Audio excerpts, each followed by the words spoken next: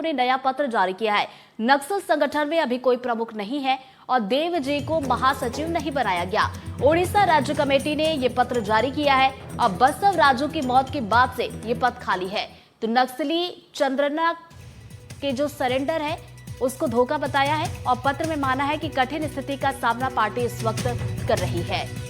तो ये बड़ी खबर रायपुर से आप तक पहुंचा रहे हैं। माओवादियों की तरफ से ये नया पत्र जारी किया गया है और इस पत्र के जरिए ये बताया गया कि नक्सल संगठन की अगर बात की जाए तो हाल फिलहाल में कोई भी प्रमुख नहीं है और देव जी को महासचिव नहीं बनाया गया है। तो ओडिशा राज्य कमेटी ने इस पत्र को जारी किया है और बसव राजू की मौत हुई थी उसके बाद से ये पद खाली है। साथ ही साथ नक्सली चंद्रना के सरेंडर को धोखा बताया है और पत्र में ये माना है कि कठिन स्थिति का पार्टी इस वक्त सामना कर रही है। चूंकि जिस तरीके से हम देख रहे हैं कि लगातार यहाँ पर सफलता मिल रही है और जो नक्सली है वो भी बड़ी संख्या में मुख्य धारा से जुड़ रहे हैं, आत्मसमर्पण कर रहे हैं और उसके बाद जो है नक्सल संगठन काफी ज्यादा कमजोर हो चुका है। और पत्र में देखिए ये माना भी गया है कि कठिन स्थिति का सामना इस वक्त पार्टी कर रही है। तो माओवादियों की तरफ से ये पत्र जारी किया गया है और प्रमुख को लेकर जानकारी साझा की गई है कि अभी हाल फिलहाल में कोई भी प्रमुख नहीं है और देव जी को महासचिव नहीं बनाया गया। तो आपको ये भी बता दें कि आखिर ये पत्र जारी किसने किया। दरअसल ओडिशा राज्य कमेटी की तरफ से ये पत्र जारी किया गया है और बसव राजू की मौत के बाद से पद खाली भी है। तो बताते चले कि नक्सली चंद्रना के सरेंडर को लेकर जो बातचीत थी उसको धोखा बताया है और पत्र में यह भी माना गया कि पार्टी इस वक्त कठिन स्थिति का सामना कर रही है।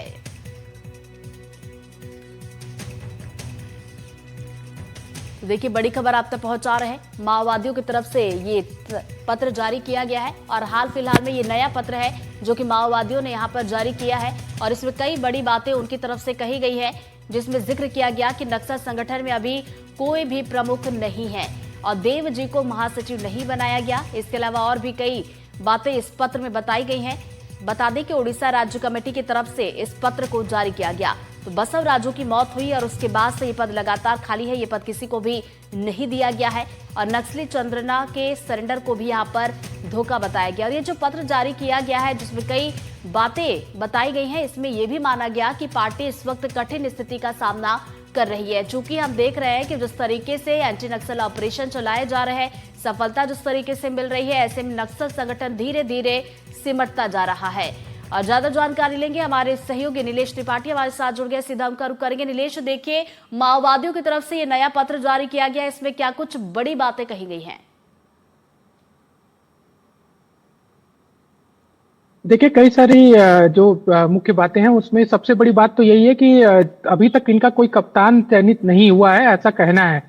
और जो पत्र है उसमें इस बात को साफ कहा गया है कि एक चर्चा चल रही थी कि देवजी को माओवाद संगठन का नया महासचिव बनाया गया है। महासचिव केंद्रीय महासचिव जो होता है वो पार्टी का कप्तान होता है, मुखिया होता है। तो लेकिन ये खंडन जो है गणेश की ओर से जो पत्र जारी हुआ है उसमें ये लिखा गया है कि देव अभी तक कोई भी ऐसी परिस्थितियां नहीं बन पाई जिसमें कि केंद्रीय टीम जो है वो एक साथ बैठकर ये निर्णय ले सके, क्योंकि लगातार सुरक्षा बलों का दबाव जो है अलग अलग इलाकों में बढ़ रहा है। ऐसे में परिस्थितियां नहीं हो पा रही कि बैठक करके निर्णय हो और अब तक देवजी को कमान नहीं सौंपी गई है या किसी भी नेता को महासचिव नहीं बनाया गया है माओवादी संगठन का। ये एक बड़ा मानना है, जो एक बड़ी सूचना है कह सकते हैं कि माओवाद संगठन अभी नेतृत्व विहीन है, कोई भी उनका नेतृत्व करता नहीं है।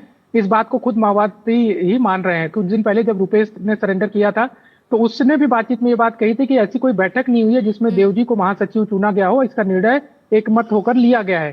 तो ऐसे में देवजी का नाम जरूर सामने आ रहा है लेकिन उसको अभी तक महासचिव नहीं बनाया गया, ये एक बड़ी बात है। दूसरा पत्र में जिसको खुद माओवादी लगातार मान रहे हैं कि लगातार जो दबाव बढ़ रहा है उसके कारण इनको स्पेस नहीं मिल पा रहा है, जगह नहीं मिल पा रही है जहां पर वो एकत्र होकर कोई नीति रीति बना सके। तो ये ऐसे में ये भी एक बड़ा मानना है उनका कि दबाव लगातार बढ़ रहा है और इसके चलते जो है विषम परिस्थितियों से संगठन गुजर रहा है, ये खुद माओवादी मान रहे हैं। ये दोनों ही बातें इस बात के ओर संकेत करती हैं कि सरकार जो एक टारगेट लेकर चल रही है कि 31 मार्च 2026 तक माओवाद समस्या का जो है हिंसात्मक माओवाद समस्या का कम से कम समाधान हो ही जाएगा, उसकी ओर एक बेहतर संकेत मिल रहे हैं। ऋतु, नीलेश, जिस तरह की परिस्थितियों का जिक्र इस पत्र में किया गया है कि कठिन परिस्थितियों का सामना इस वक्त माओवादी कर रहे हैं, तो क्या इस तरफ हम इशारा समझे कि जो बचे कुछ नक्सली हैं वो भी आत्मसमर्पण कर सकते हैं? चूंकि देखिए बड़ा पद भी यहाँ पर अब नहीं दिया जा रहा है।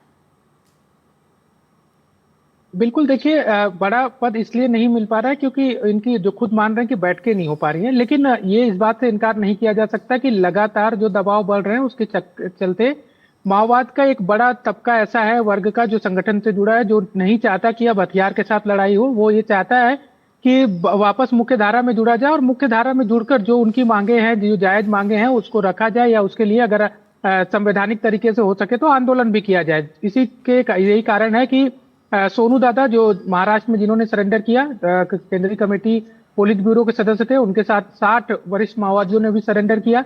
इसके एक दिन बाद छत्तीसगढ़ में बड़ा सरेंडर हुआ, जिसमें दक्षिण बस्तर की ओर से लगभग 158 और उत्तर बस्तर की ओर से लगभग 50 के आसपास माओवादियों ने सरेंडर किया। 210 के आसपास उस दिन सरेंडर हुए थे। कल 21 माओवादियों ने उत्तर बस्तर और 51 माओवादियों ने बीजापुर में सरेंडर किया, दक्षिण बस्तर में। और इसके अलावा एक दिन पहले ही चंद्रन्ना, जिसका इस पत्र में भी जिक्र है, जो केंद्रीय समिति के जो है वो सदस्य रहे और तेलंगाना स्टेट के प्रभारी भी थे माओवाद संगठन के, उन्होंने भी सरेंडर किया, जो 1.5 करोड़ के इनामी थे। तो ये मानकर चला जा रहा है कि अब एक बड़ा तबका ऐसा है जो मुख्य धारा में जुड़ना चाह रहा है। और सबसे बड़ी बात कि इस दरमियान वो हथियार लेकर आ रहे हैं, ये भी एक अच्छा संकेत है कि अपना हथियार छोड़कर नहीं आ रहे हैं। यानी कि हथियार के साथ सरेंडर करने का ये मतलब है कि पूरी तरह से हथियार छोड़ने के मूड से आ रहे हैं, और वो अब हथियार कम से कम संविधान के खिलाफ तो नहीं उठाएंगे, ये मानकर चला जा रहा है। तो ऐसे में ये जो दबाव और प्रभाव और अभाव तीनों से जूझ रही है माओवाद संगठन, उसका एक नतीजा है कि लगातार सुरक्षा बल के जवानों को भी सफलता मिल रही है और मुख्य धारा में सरकार भी जोड़ने में कामयाब हो रही है। यही इशारा करते हैं कि जो डेडलाइन तय की गई, तब तक शायद हम यही सुखद खबर देखेंगे कि छत्तीसगढ़ से माओवाद खत्म हो चुका होगा। बहुत बहुत शुक्रिया नीलेश, आपका तमाम जानकारी के लिए।